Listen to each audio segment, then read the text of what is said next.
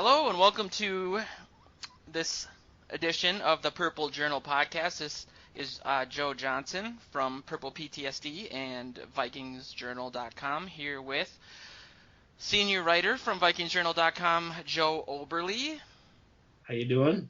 Ayo. And multiple changing title writer from Purple PTSD.com, Luke Braun. What's up, man? Hey there. So, on this episode of the Purple Journal podcast, we're going to obviously delve into the Panthers game, really kind of just go through the game in and of itself, focus a lot on the defense, look at each position, go through the offense, kind of talk about what, the ceiling of this team could be, and then, as we always do, look forward to the Monday night game against the Giants. So, Joe, is this the rear window edition of Purple Journal broadcast? That's perfect. Yeah, I broke my foot and dislocated the main tarsal or metatarsal or whatever. I got a C- in biology, so I don't remember. Oh. But I'm pretty much just glued to the couch now they said I essentially can't put weight on my foot till January, so I'm going to be turning into quite the creep, or even more so of one, kind of a shut-in. So could you play left tackle? There you go, man. I mean, I'm asking for a friend.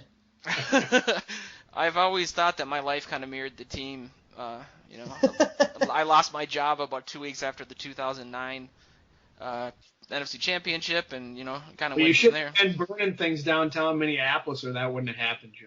I just probably need to drink a little bit more milk in lieu of going on a diet. But enough about me, because we actually beat the Panthers, something that not a lot of people thought we were going to do after the Panthers decimated the 49ers and put up 46 points. And so, what do you guys think about the game? I didn't pick them. I didn't pick the Vikings to win that game. I thought it would be a tough one for them to win. Coming off of losing their starting running back, their starting left tackle, their and the quarterback that they just installed the week before, right? And going on the road against the NFC Championships. I mean, who in their right mind would have? I mean, Zimmer is certainly throwing out the "no one believed in us" card, and that's fine, whatever it takes to get the win. But nobody should have. They have to believe that's their job. But it was a fun game to watch in the second half. It was pretty tough in the first half until Danielle Hunter got the safety and the momentum started to shift a little bit and the punt return and then it turned exciting. It got to be a good game back and forth that you were on your chair, edge of your seat the whole game just to see if Cam Newton was going to pull it out or if the Vikings were going to carry through. Yeah, it was like you said, there were a whole lot of reasons that this game was just hard. Could it have gotten any harder to go into a tumultuous city on the road with a super emotional team, trying to win one with their city? Oh, and by the way, they're the defending NFC champions. And by the way, we don't have a quarterback running back. Yeah, they haven't lost there since forever ago. So many things made this game hard, and we still managed to come out with the win. However, I do think we have to appreciate that it kind of feels like we got away with one. We had that Kelvin Benjamin block in the back that took back the touchdown that would have blown the game wide open. We had that was a legit call, though. I mean, it was a good call. It was a dumb, boneheaded penalty, and we're really lucky that a good player did a dumb thing at the perfect time.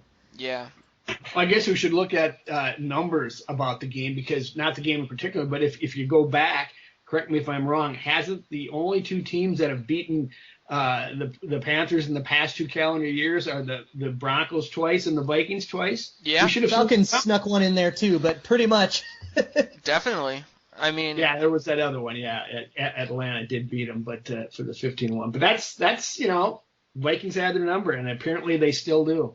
I found it interesting in watching some of the national highlights or analysis of the game that it seemed like people were making a lot of excuses for the Panthers, whether it was they were distracted by the riots in the city. That's my favorite storyline ever. Or I saw something on ESPN where they were like, before Cam rolled his ankle, or had Linville Joseph basically fall on his ankle, which is probably the worst thing to ever happen to your ankle. That it was basically that because of his ankle, he couldn't, he wasn't mobile, and that's why he was getting sacked 8 times. There's actually a little more merit to that one. I actually buy that one to a degree. So do I. That one's got. I will go with that. The first one, when they're on the field, they aren't thinking about that stuff. But they're professionals and they block that stuff out of their mind. But what he did not get out of the pocket. He sat back there and looked around. Somebody get open. How many times?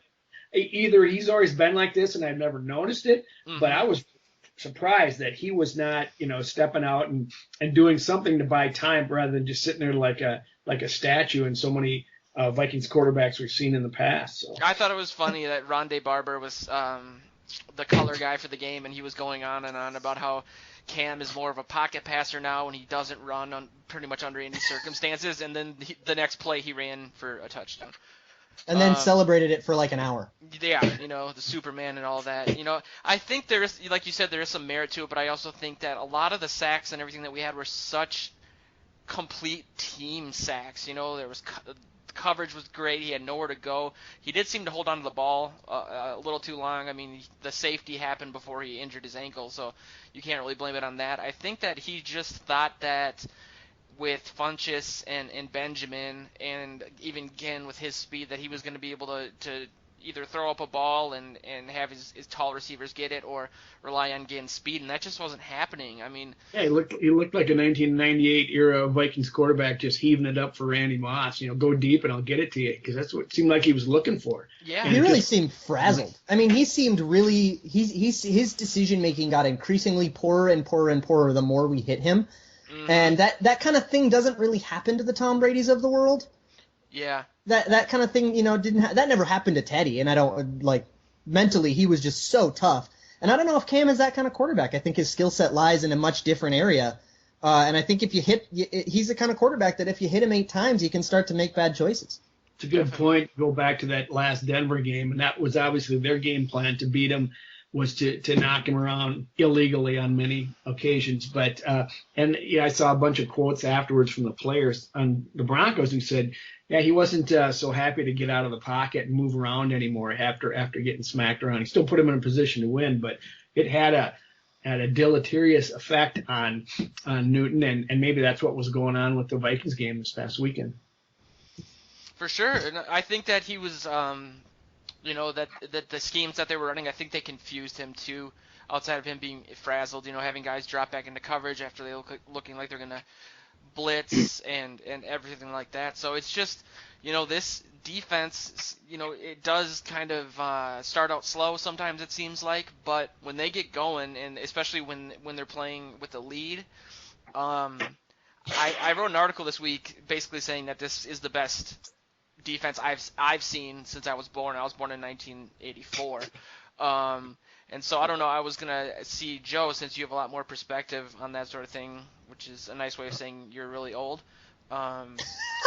Would you say, that this is the best defense at least since the early 80s? I've had some people say that, the Dungy-led defenses were better, but it just seems like this is a total just great defense, and that there's really no weak spot at this point. I would certainly say it's better than the Dungy-led ones. I mean, what you look around and the pass rush is ferocious.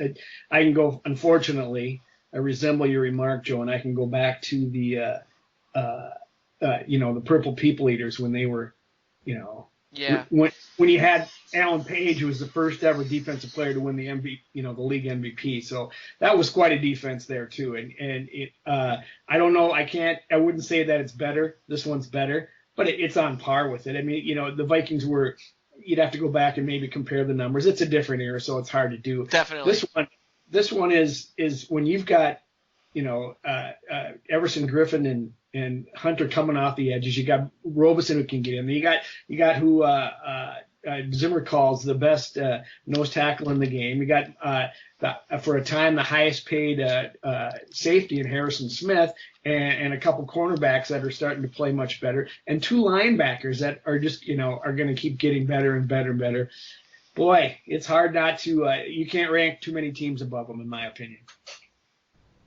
It's definitely it feels like it's a two-horse race for the best defense in the league between ours and the equally historic 2015 and 2016 Broncos that seem to be even better than the team that just carried them to the Super Bowl last year. So the fact that we're even in these conversations with these Broncos and with the Purple People Eaters, and people are making comparisons to like 85 Bears and just the dominance of like Steel Curtain and all of, and that, the Dolphins, and it's amazing to be in these conversations and have those comparisons not be ridiculous. Right. Yeah. And who's making those comparisons? I mean, is that readers? Is that writers? Or, because I it's really tough to do that. You have to go back and really break it down. I don't know that you can go and compare them to the 85 Bears. Certainly not until they've 2000 Ravens. Yeah, until they've made it to the playoffs and gone somewhere in the playoffs and I think you're gonna the Ravens is not a bad comparison. This is when you look at the fact that the quarterback, at least to this point, has not been gangbusters. Like it has been the games are being won by the defense, all three of them. And that was what the Vikings were. Well, they had Fran Tarkenton back then, so I won't say that completely. But the defense led the way in a lot of those games back then, and it certainly is now. And boy, if you can just get some top-notch quarterback play that we're starting to see in a running game that gives it a little balance, man, you've got to start thinking exciting things about this team. How long is Floyd out? I heard like 6-ish weeks. Okay. It sounds like you want him to be out longer, Joe. Yeah, I not to steal Luke's take from last week, but I think that Shamar Stephen is probably an upgrade at the position, at least when it comes to the run game. This defense. What was that? Zimmer certainly agrees. Boy, he had some plaudits to say about Stephen. He said that was the reason the run stopping has worked so well this week, is because Shamar Stephen was doing a good job. And he talked about the whole defense, but he went back to him and complimented again. And that's a shot across the bow at Floyd, who you can tell Zimmer really frustrated with, and for not being on the field hardly at all during his tenure, or else it's just purely fact that Shamar is doing better. I think this narrative underrates Floyd a little bit. I think we still miss him in the pass rush for sure. I mean, we got 8 sacks, so like we have plenty of other players who can contribute. Yeah. But there's nobody who explodes off the line like Floyd does. I do think Steven is better in the run game, and I think that rotation was really awesome to have when we do have it. I also think that his injury problem is way overblown. That was the 6th game he's missed in his career due to injury, or 7th. Did he miss the Packers game? He did miss the Packers game. Yeah, he did. First game this year, and went out the first game, and he hasn't been back since. Okay, so that's the 7th game he's missed in his career. He's 43 for 50. I think it's okay. But some of those games that he was back, he didn't play much at all. I mean, you got to tack on a few more. It's like he had partial games that when you show up on the stat sheet that are just they're counted as games because he did play, but he's left. I think it's a little bit more than that. But yeah, that's interesting to note. I guess I'm surprised by that, Luke. And he's on the injury report all the time. He's able to play a lot, and he plays through injury a lot, and that's part of football. Everybody's playing injured. Yep. And he's probably injured more than your average lineman, but it's not like he is just never on the field like Kyle Rudolph was a couple of years ago. Is it the same injury, or is it just different things? It's been a number of different things. Yeah, it's all over. Okay. I've just seen the frustration at when we've been out at Winter Park, and you're asking Zimmer about it, and you can see the frustration in his face. And sometimes he'll throw off these offhand remarks like, "Well, you got to be here." Well, I don't know. Make the club in the tub. Yes, exactly. So, I mean, if Zimmer's frustrated with him, he's clearly hurt more than he wants him to be. And I guess maybe that's a good sign that Zimmer wants him back since But I like what you said, though. Have that rotation. Get, Shamar in there for the run downs and then bring in Floyd to rush the passer. Man, that's a nice combination. Definitely. And going into the game last week, I know a lot of people thought that we were going to struggle, like I already alluded to, with the Twin Towers that are Funchess and Calvin Benjamin. What do you guys think that we did So essentially, I mean, Kelvin Benjamin, I don't think had any even passes thrown his way, maybe until the end of the game, or maybe he had one. And Funk just had one. Funk just had a catch, and I think didn't he? And Benjamin only had one target. Man, that's one target. So I actually tracked this. And I looked at all the tape on who was covering him. Yeah. And it was surprisingly even. So I don't have the numbers in front of me right now of how many total snaps Kelvin Benjamin played, but I can pull that up real quick. Basically, he was maybe 40% of them were Rhodes, 17 or so were Xavier Rhodes.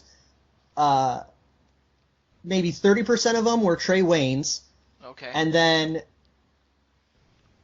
Terrence Newman had like 8 snaps covering Kelvin Benjamin, and then a sprinkling of a snap or two between like Harrison Smith and Munnerlyn had a couple. Marcus Sherrills had one. I think Mackenzie Alexander was on him for one. So it was really a team effort.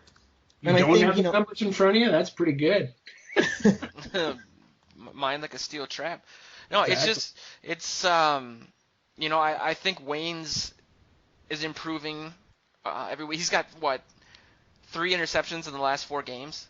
Not bad. For a guy who I don't think was really known as a ball hawk coming out of college. I just think, with Rhodes back and, Newman, I know they on the game they were talking about how Newman goes out and he kind of talks up the refs before the game and essentially tells them, don't flag me. I'm too old. They're like, yeah, Happy Gilmore, she's too old. Look at her. She's old.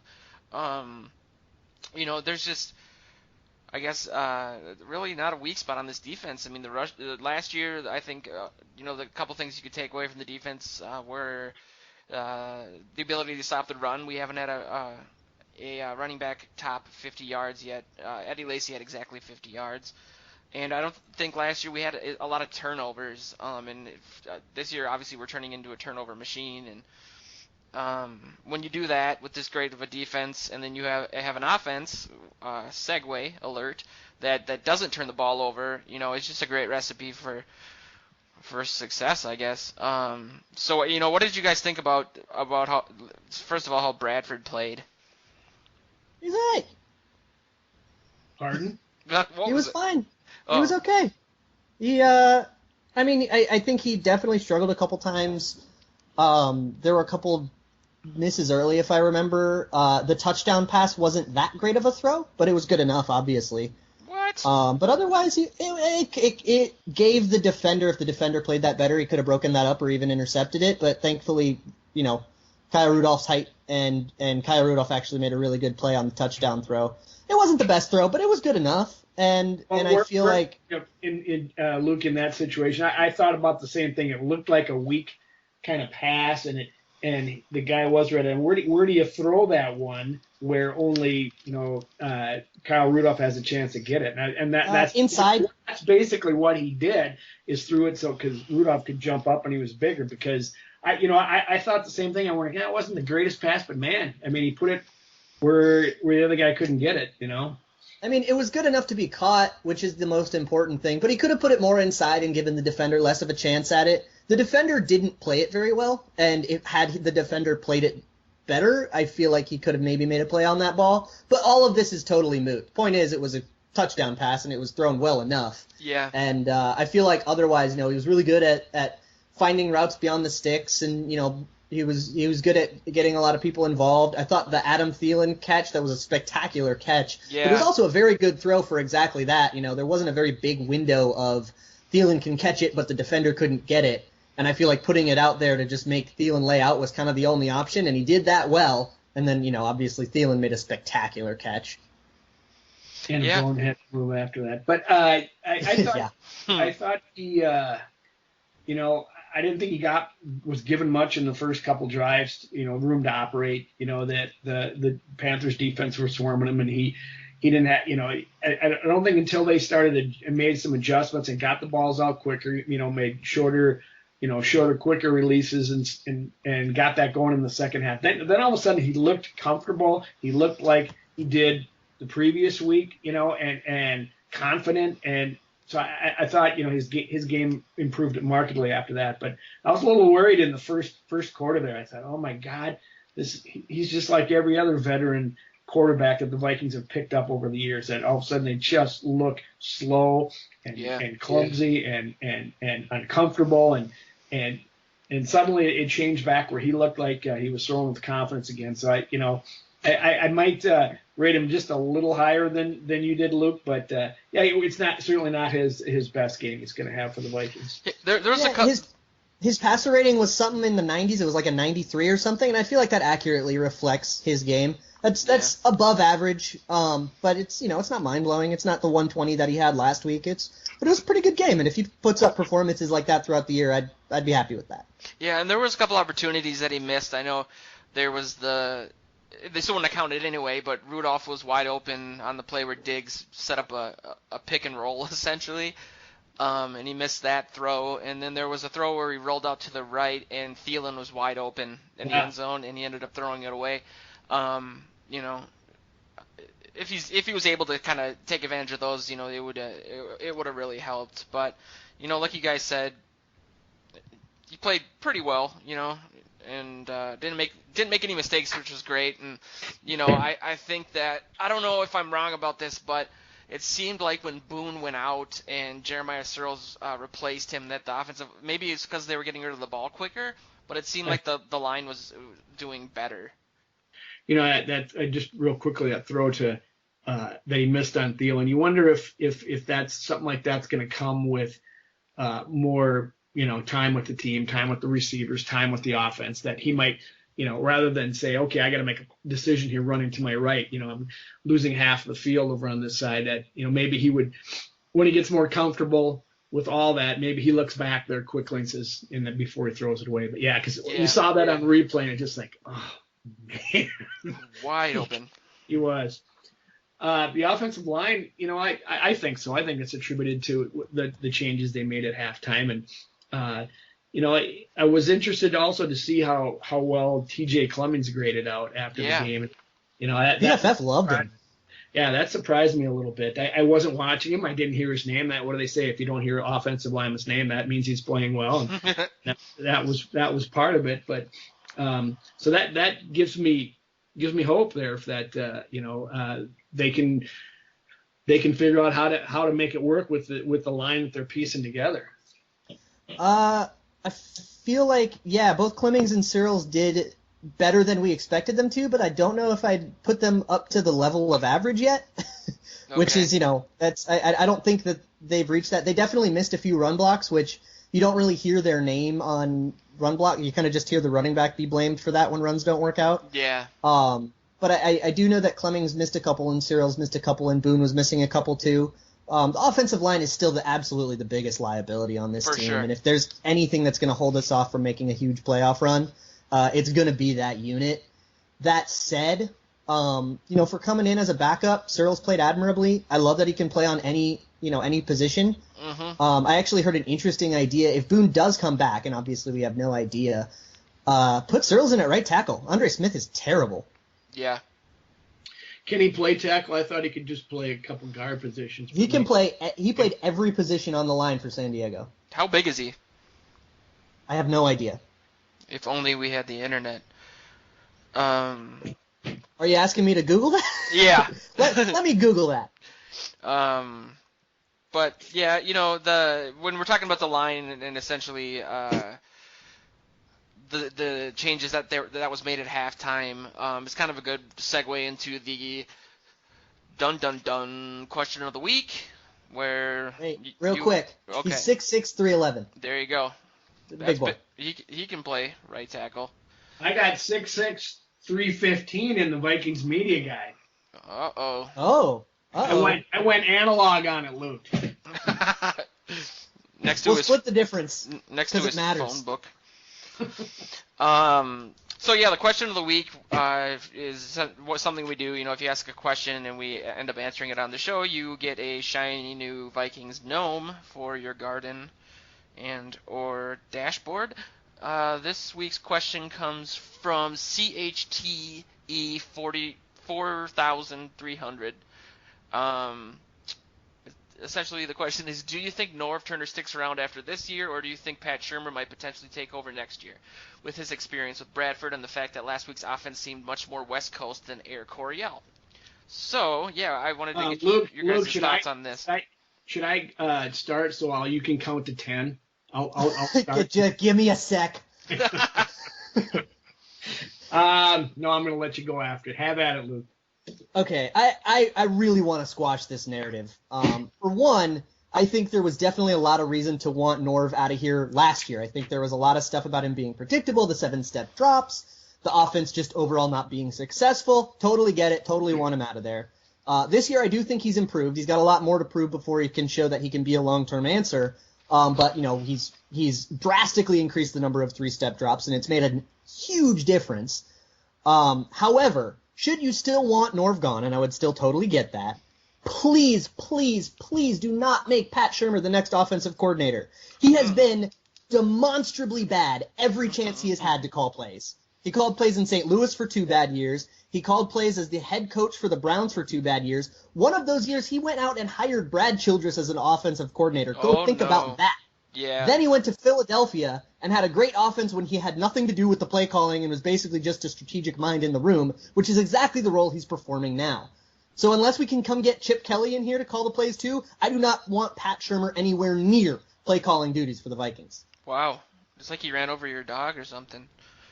He hired Chili so he can get a kick-ass offense. When did he hire Childress? Was that in the Cleveland? That was in Cleveland, yeah. He had Childress was the offensive coordinator for a year. Oh my God, brutal. Yeah, you know. I don't think. Sorry to interrupt you. I don't think that people that are calling for his head consider that offensive coordinators, make do with what they have. That's all they can. Ultimately, that's all coaches can do. They have to, sometimes that's one of the criticisms of Norv. He's still running the same system that he did Eric Coryell years ago. I don't think that's true. I mean, I think there's nuances that none of us always see from week to week, that they're doing what they can with the personnel they've given.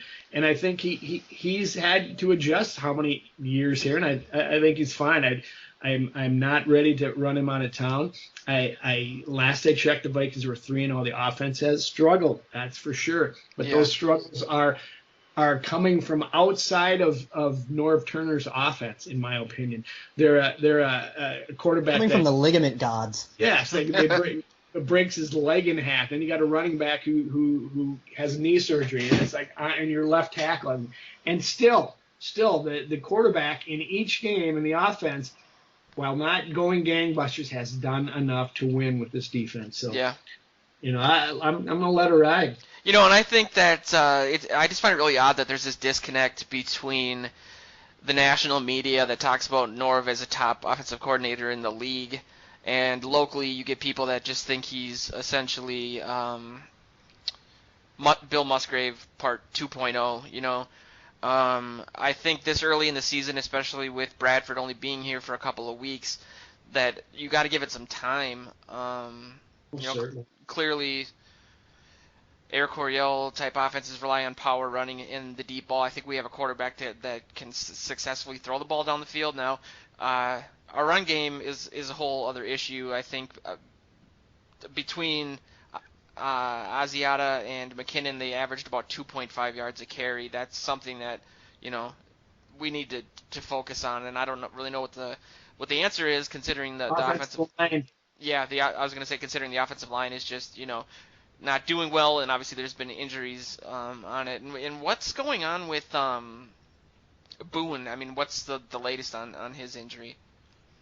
Well, Zimmer was kind of cryptic as usual in his injuries. He said, he had an MRI, and he says, I don't know what it said. He says, but I think he'll be good. I think he'll be fine. I think he'll be okay. They asked him if he'll play this weekend. Yeah, he probably should, but non-committal as heck. But I don't know.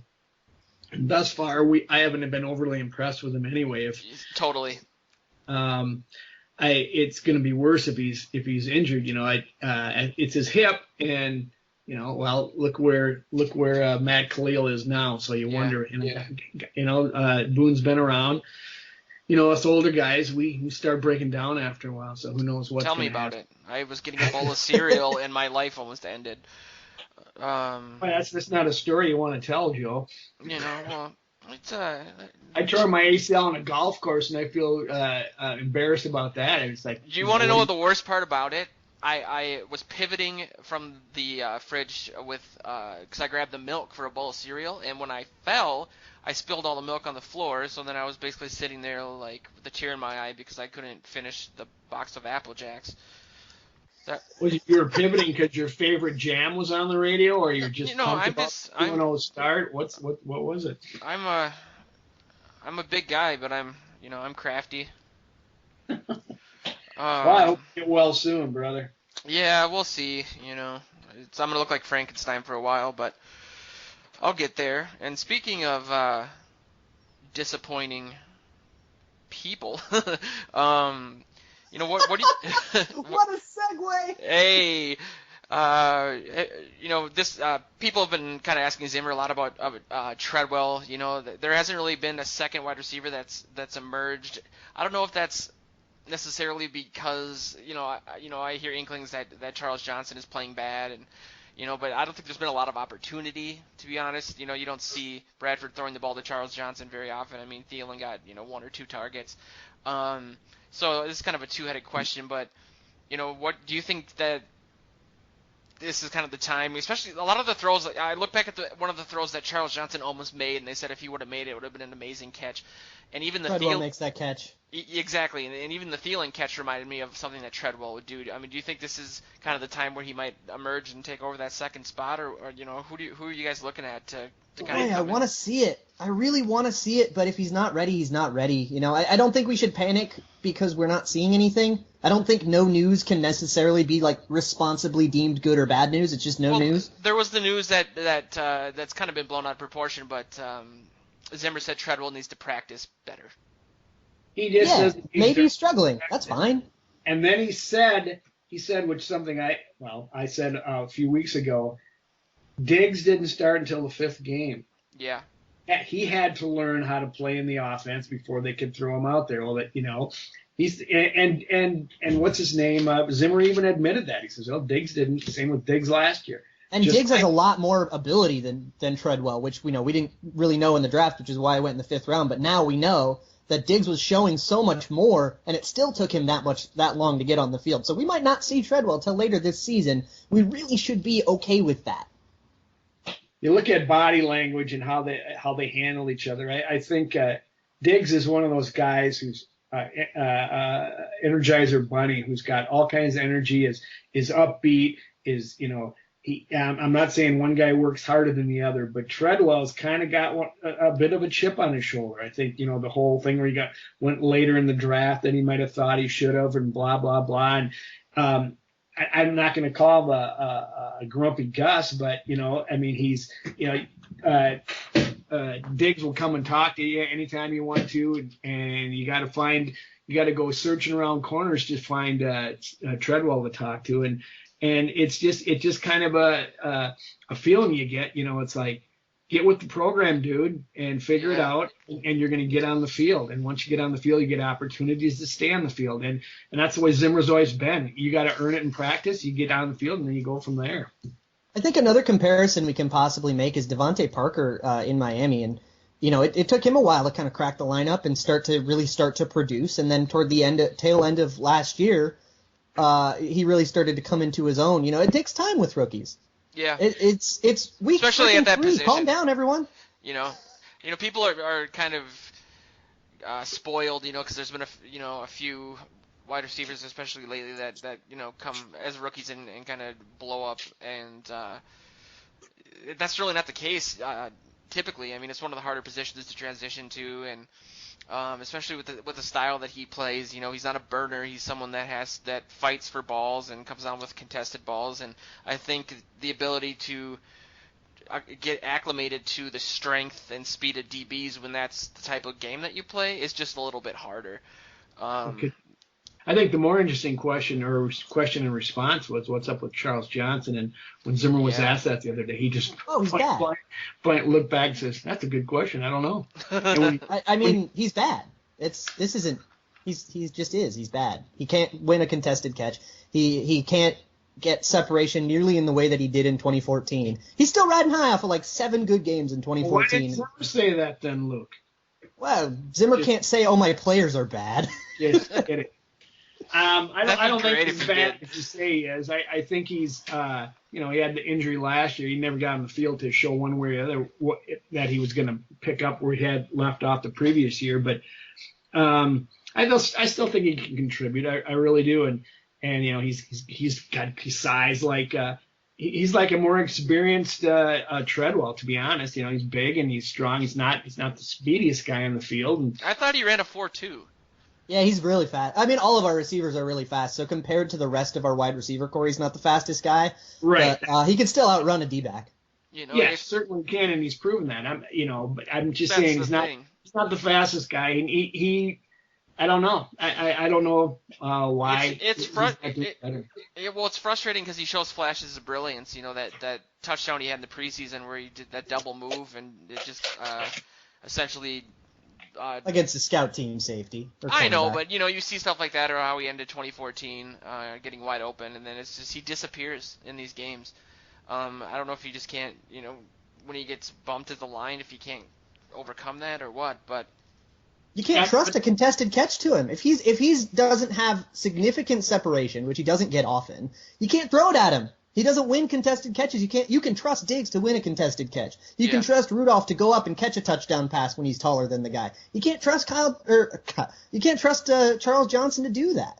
I don't think he's as fast as he was before he tore his ACL and then he got injured last year. So he's not, like you said, he's not getting separation, and that's a problem because if he can't get separation, and like if you say what's true is he can't win a contested ball, then he's going to be SOL as far as. And maybe it is because of injury, and if that's the case, so be it. But I don't see that problem going away. I don't see, he just needs to heal more. He's been healing for a long time. He might be as healed as he's going to get, and maybe that ability is just gone. It may be. You know what this sounds like to me? It's time for Mobo. Yeah. I'm all in. For the worst reasons. Let's do it. What kind of pain meds are you on, Joe? I got a straight IV, right to the jugular. That's what it sounds like. It's a Mobo IV is what you got. Let's do it. It's purple Kool-Aid, man, or I guess red and black for Germany. No, they gotta hide him, Joe. They gotta keep it. They gotta keep him on the practice squad so nobody sees him and plucks him. They can't do it until they need him, till they've turned him into a tight end. The way tight ends are going down on this team, that's what they might be practicing with him right now. Well, speaking of tight ends, it's nice to see Rudolph actually do things. He's kind of having a nice re-emergence this season. Who did you say a couple weeks ago when you asked us the question, or when the reader asked the question, which receivers are going to benefit from Bradford? And we said Diggs and Kyle Rudolph, and that's who's been doing it. Yeah. Let's just ignore that I said Patterson and then move on from that. Patterson had a nice tackle as a gunner. I didn't even know he was on punt coverage. I don't know if that's a demotion or what, but. I don't think so. I think a lot of people it was hot. A lot of people were cramping up, so I think a lot of people got snaps in places they wouldn't usually get snaps. And it's something they had practiced, and according to Zimmer, it's something he said he wanted to do because he's trying to get on the field any way he can. He has got religion from Zimmer saying that he knows that you've got to work and practice if you want to get on the field. And maybe that's what's going on here. He's got another guy that's got talent, he's got ability in Treadwell, and he's just not putting out in practice to earn himself his way on the field. Well, Patterson is trying to do it any way he can, and that's awesome to see, awesome to hear. I loved it. I wrote last weekend, okay, he's doing this, he's doing that, he's working his tail, he's where he's supposed to be. Let's get him into the offense a little bit more so that we don't have to run one of these silly gadget plays every time he comes in there. Get him the ball in a conventional pass pattern once and see what he can do with it. See if he can, sidestep a cornerback that's half his size and score a touchdown. I love watching him with the ball in his hand. It's a blast. Circling back to Rudolph real quick, I actually had an interesting observation about that. I think last year, part of the reason that Rudolph sort of disappeared was because he was always chipping and he was always trying to help TJ Clemmings and Khalil out because they were, struggling so much. That's right. That's correct. This year, we've got David Morgan and Rhett Ellison who are able to kind of do that and then run out for those patterns, and it's freed Rudolph up to be more of a traditional receiver, and I think that's done wonders. I really think it's worth mentioning that the impact of a sixth-round pick in David Morgan is having, just being able to make a good block and even a decent run block, and having a mobile guy who can block as well as a lineman. Did he get he got hurt though, didn't he? Yes, he did, and I'm still haven't heard yet on what his condition is. He was asked. Zimmer was asked on Monday, and he said he's going to have an MRI on his knee. Hasn't heard on it yet, and so that kind of scares me a little bit. That sucks. I thought he was just one of the crampers. Me too. But he got hit by the side of the knee when he was behind the line there at one time, and so I'm a little concerned because I agree with you. I love the fact that just watch him, and he had a great training camp, and you could see he was Rhett Ellison part 2. And how great is it to have Rhett Ellison back on the field? Both of them. That's awesome. Yeah. So what was that? Never mind. We've the last 2 weeks we've essentially shut down 2 of the trendy Super Bowl picks from the different talking heads. I think that obviously we have some issues on offense, but what do you guys at this point in the season? We're 3 games in. What do you think the ceiling is for this team? I mean, how do you think we stack up in regards to the NFC? I think there's a lot of parity so far this season. I think there's a lot of teams that were good last year that are obviously struggling. But yeah, what are your guys' thoughts on kind of the rest of the way, predictions wise? This week and this win taught me something about this team, and it's that there's no game that they can't go out and win. I think you get into the playoffs, and I remember like the 2012 playoff team. You went into that Packers game, and everybody and their mother knew we weren't going to win that game. And I don't think you could ever say that about and even with Ponder, which is a weird. That tasted terrible. But I mean, I don't think you can say that about any matchup that you get. Even the most elite teams in the league, you can't come in and count us out for anything now. Yeah. And I think, just being 3-0, it would take a pretty significant meltdown to not make the playoffs, which it's happened before, but it's pretty unlikely. The Tice era. Yeah, it would take some like Nate Poole garbage. And it's a pretty good sign that they've beaten 2 playoff teams from last year. Right, and you get once you get into the dance, anything can happen, and I don't think that there's any team in the NFC that you match these Vikings up against and then just say, no way the Vikings win. I just don't think that happens. It really seems like, and they did this last year too. I mean, the Seattle game in the playoffs is a perfect example, but it seems even when we played Denver last year, it seems like we really dictate the flow of the game, like we slow the game down to our level. Rondé Barber said something about that, like how slow the game was and how the crowd was completely out of it. I think after halftime, like 5 minutes into it, there was like 20% of the seats were full because everybody was essentially leaving or sleeping in their car. It's just when you have a defense like this, you don't end up getting in a lot of shootouts or fast games. They're slow. They might be considered boring by modern arena football standards, but You look at the schedule, and it sets up really well for them at this point. This was the toughest part of the schedule. You've got the Packers on the road yet. You've got Arizona coming in, and they're no gangbusters these days. But the problem is, it's a long season. Stuff happens, but they're going to have to improve their running game. When you go into the playoffs, you've got, and even as the season goes on, the Vikings were very much in trouble of getting their defense too tired to finish off that last weekend, and they've got to get a running game that allows them to hang on to the ball and give the defense a rest, because the defense played great out of their minds. They're a great unit. There's no question, but they're not going to be able to play those kind of minutes the whole year and still perform that way. It's increasingly important when you start getting to the later months of the year and you have to travel to Green Bay in Week 16, and if you have to go to a playoff game, go play in Seattle or something like that, and it's going to be a cold game. that running game becomes increasingly important. That's They're why not going on the road in the playoffs. What are you talking about? home field. I've seen people saying that they don't. I think one of our writers, even for Purple PTSD, said that he doesn't really. He's not looking forward to having Peterson back for the playoffs, and I think that's just complete nonsense. It is. You even saw in the game.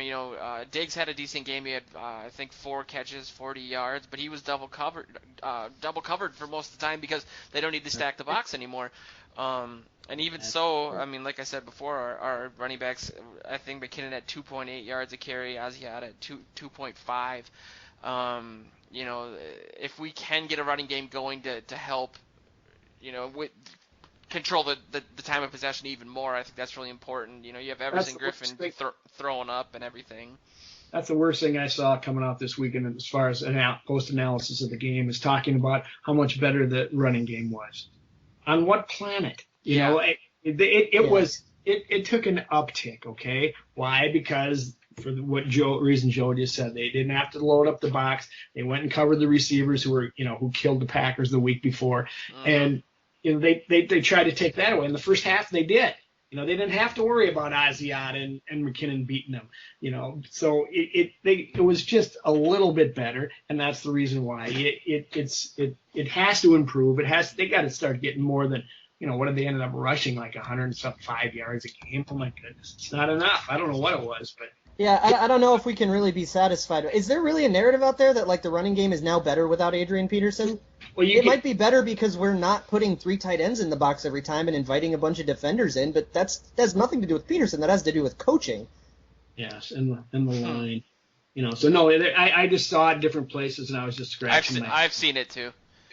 There's an anti-Peterson contingent, You're right. And they're just gonna shove the square peg through the round hole regardless of the situation. I don't think those people really even know what they're talking about, to be honest. But I mean, I was always all for giving perhaps a more limited role to Adrian Peterson when he was going into this season. I thought maybe we could limit his snaps a little bit more, not give him like 350, but maybe a more like kind of traditional role for a bell cow running back, which is like more like a 250, 280 carry kind of role, but getting him completely out of the game is asinine.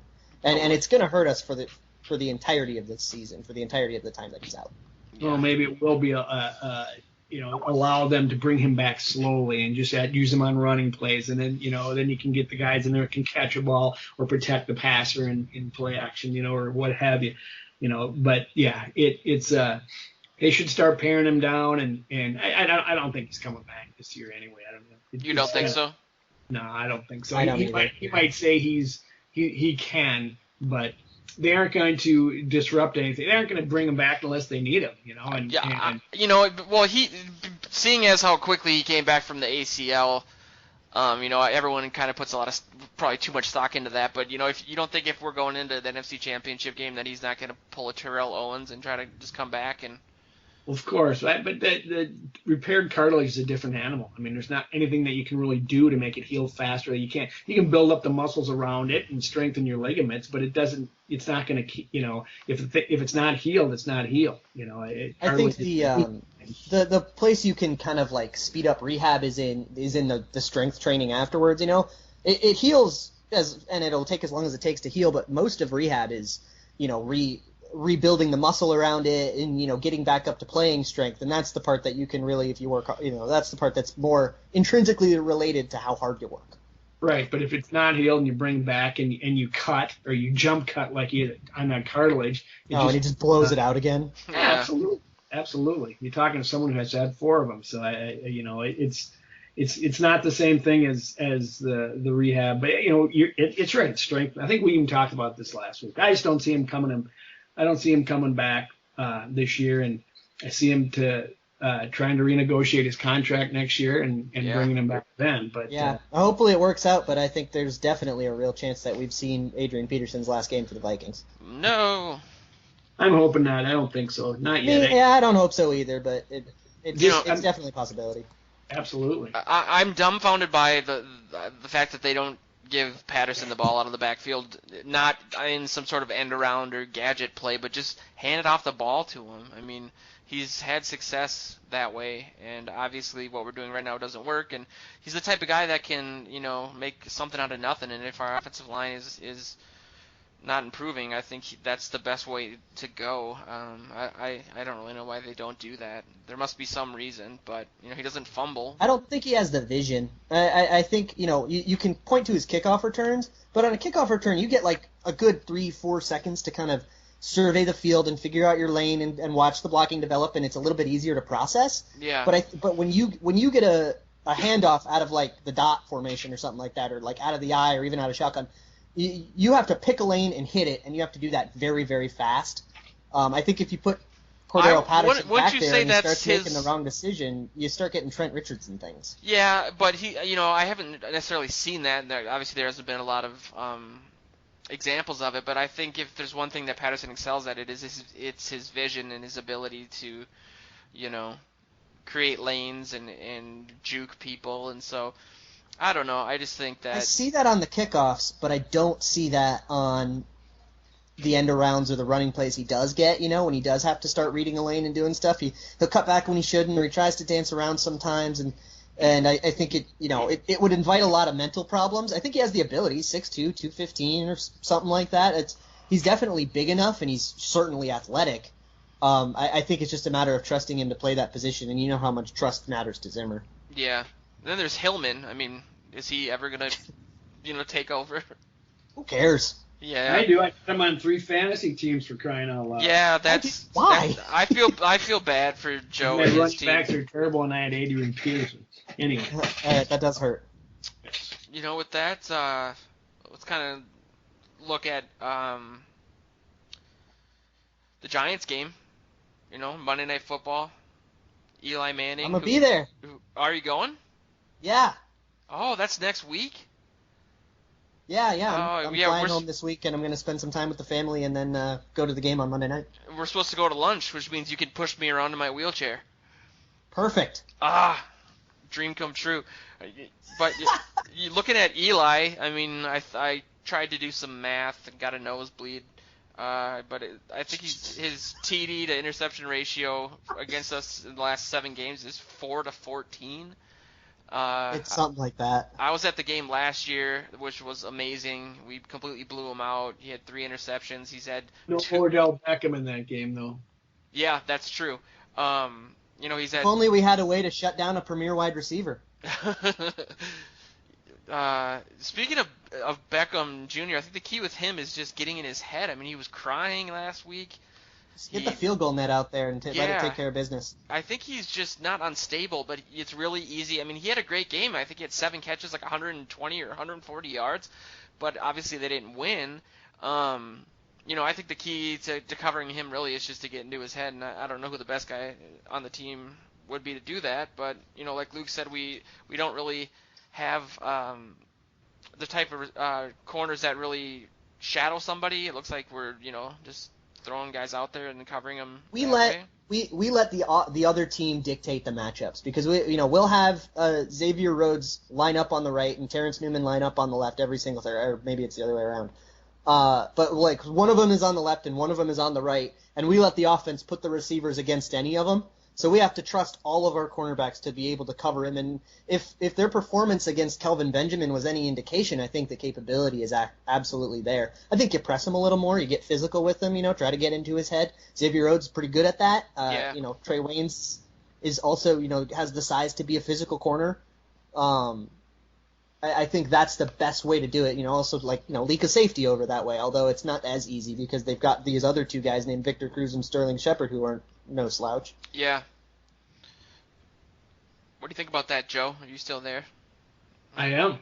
I think it'll be a different game with Odell Beckham than it was last year. Whether we have or the Vikings have a good defense or not. Their cornerbacks are starting to get more confidence. You got Rhodes coming back from injury, and you got Trey Waynes, who's still not he's not there yet, but he's gaining confidence. It was nice to see him use his speed to catch up and make that interception last week. But he had a very good game.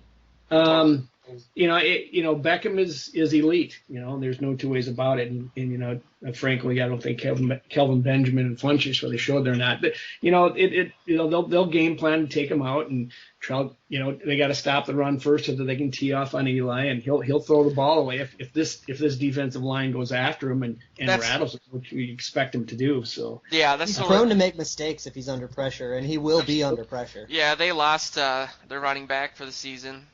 So, it's not going to be that difficult to turn it into a one-dimensional game. And like you just said, Luke, when he's under pressure, especially against us, I've never seen a quarterback that somehow wins Super Bowls, but when he throws an interception, he literally looks like a 12-year-old that was denied some sort of Christmas present. This has all the earmarks of a trap game, though, and I know that's a cliche and the thing people throws out there, but there's something to it. I mean, the Vikings have just come off 2 emotional victories. They've, over really tough opponents that maybe, that they had to get up for. They really had to pump themselves up to play. They had a new quarterback coming in. They got all his expectation. Coming here now, it's a team that, they kicked their tail last year. They've had no trouble with them. It's on Monday Night Football. Now suddenly they could get out of their routine, kind of take a little of that emotional edge away from themselves and not be ready for it. And in this league, that is all the difference you need from one team to the next. I mean, teams are, they have records that show how good they are or they not. But on any given Sunday, I know it's a cliche, but if you're not ready to go and really go hog wild like they were last week, like defense kept coming, if they're not ready to do that emotionally against a team that they feel is inferior, they could get their tails beat. Yeah. I don't know if the Giants are bad enough to be a trap game. I mean, they were 2-0 going into a divisional game against the Redskins, and you know how the NFC East is. Anything can happen in those divisional games. Yeah. And I think the biggest thing that I think we really should be afraid of is the defensive line. It's completely rejuvenated. They've Olivier Vernon is living up to his contract. Jason Pierre-Paul woke up, and the guys that are going to line up across from them, I don't know how much we can really trust. So I think we could really be worried about Sam Bradford getting the crap kicked out of him this week. And if we are to lose this game, it's going to start there. Yeah, you do look at the games, the Panthers game, the Titans game. We started out slow. We spot them 10 points.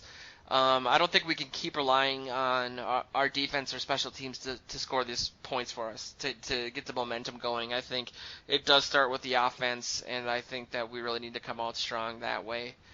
But, this team, for me as a Vikings fan, I look at the last couple of weeks, and I didn't expect to win, and we won. Now I'm really confident and cocky going into that game, like Joe said, and that's typically when the Vikings kind of fall apart or disappoint you. But I think this team has shown a lot of things that me being 32 years old and watching the Vikings my entire life, that they just do things differently. They don't blow games. They actually come back.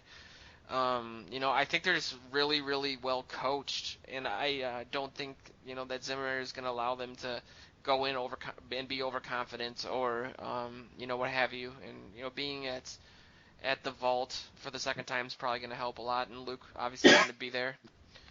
Blackout. Yeah, they're yelling. It is Monday night, so they should get fired. That's the whole thing. It's hard to keep up that emotional edge for a 16-game season. You're going to have some games when you can let down, and I don't see it happening yet. But every team has a meltdown game. We'll have a meltdown game sometime. Be it this week or a week in the future. Definitely. And now we hear that the following week playing against the Texans that J.J. Watt won't be playing, maybe out for the season. How about that? Hey. Wait, what? I didn't. Is this breaking? Yeah, it's not. I saw it a couple hours ago. He re-injured his back, and he's supposed. Oh, wow. He might be out for the season, is what they're saying. Wow. Oh, that's huge. Wow, that's crazy. Good for us, bad for him. What a season. I hate to see that. He's a special player. Totally. What a season for all the injuries. Oh my goodness. Yeah, what's going on, man? It's like me especially, Yeah. I didn't include you, but I just wrote a story about all the injuries for the Sports Post. I covered the NFL for them in addition to Vikings Journal, and just going through the list, I couldn't believe all these season-ending injuries and all these teams that are going through multiple injuries, and having to. And the Vikings were one of the biggest ones. So far they have recovered. It's remarkable, but the problem with the Vikings is their depth in a lot of positions is really starting to get thin, and they can't afford much more. They're going to have to somehow stay healthy. Definitely. Well, let's do. I don't know if this is going to catch on or not, but I was thinking we should all, at the end of the show, predict the score of the upcoming game, and we can keep track of who's awful at it and mock them until they quit the show. So I'll go first. Go for it, Joe. I think we're going to win 31-17. Go for it. Age before beauty. Jeez. I'm gonna pass, Joe. I read a story each week on Friday that I do let that news out on what my score prediction is going to be. So I'm going to have to. I'll tell you this much: I think the Vikings are going to win, but I haven't figured out the score yet. Weak. I think we're all unanimous here. I think you have to call a Vikings win if you're going to have to predict it. I don't think it's a sure thing, but I think. Our defense is very good in the red zone, and our offense is not very good in the red zone. So I see a lot of field goals happening, and I see this being a 23-13 game that we win relatively comfortably. Yeah, that'd be nice. It'd be nice to not have it be a nail biter, but I don't see it as being that close, to be honest. But I don't see this to be the team to break our streak of giving up less than 20 points a game. Yeah, there you go. Well, I think that pretty much sums up the show for this week. Want to let everyone know that the show is available on iTunes and should be available on the Google Play Music or whatever that's called. God, I'm getting old. By tomorrow. So check that out. It'll obviously be in the article with links and everything, but just check in with us next week and root for the team on Monday, guys. Follow us on Twitter and go to Vikings Journal to see my score because I know you'll all be waiting for it. Oh yeah, I mean that was the best. You got a cliffhanger. All right, with that, that's the end of the show. Follow us on Twitter at PurplePTSD, also at Vikings Journal, and Facebook, and yep. I'm single. All right, school. And on that. All right, and that's it.